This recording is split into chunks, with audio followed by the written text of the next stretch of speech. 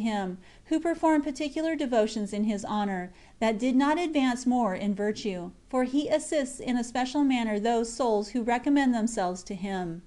During many years I was accustomed to ask some favor of him, and I remember it was always granted, and if sometimes my petition had something wrong about it, he rectified it for my greater good. Were I a person who had authority to write, I would gladly enlarge here, and relate, in detail, the favors which this glorious Saint obtained both for me and others. But in order that I may do no more than what I am commanded, I must be shorter in many things than I could wish, and more diffuse in other points than is necessary. In a word, I am like one who has but little discretion in doing anything which is good. I only request, for the love of God, that whoever will not believe me will prove the truth what I say. For he will see, by experience, how great a blessing it is to recommend oneself to this glorious patriarch, and to be devout to him.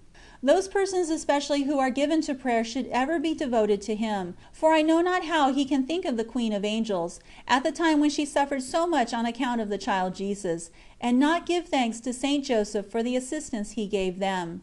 Whoever wants a master to instruct him how to pray, let him take this glorious saint for his guide, and he will not lose his way.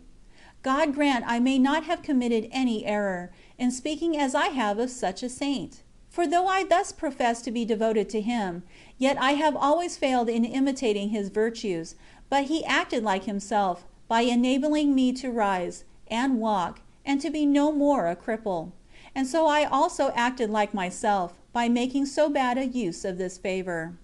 Who could ever have supposed that I should so soon have fallen back again, after His Majesty had begun to bestow some virtues on me, after having received so many favors from God, which, of themselves, excited me to serve Him, after I had seen myself as if it were dead, and in such danger of being condemned to hell, and after He had raised both my soul and body in such a manner that all who saw me were amazed to behold me alive? What a misery it is, O my Lord, that we should live in such a dangerous life! While I am now writing these lines, it seems I may say, by Thy favor and mercy, what St. Paul said, I live now, not I, but Christ liveth in me.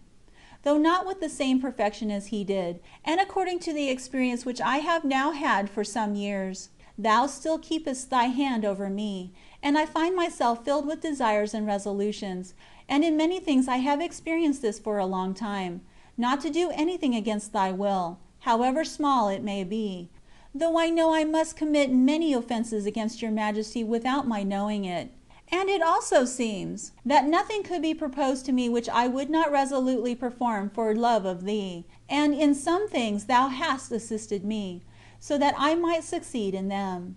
I care not for the world, nor for the things of the world, and I find that nothing whatever gives me any pleasure which does not come from You, and everything else seems a heavy cross. I may, however, easily deceive myself in this point, and so I think I do, for I do not possess all that I have spoken of. But Thou knowest well, O my Lord, that I do not lie, as far as I know.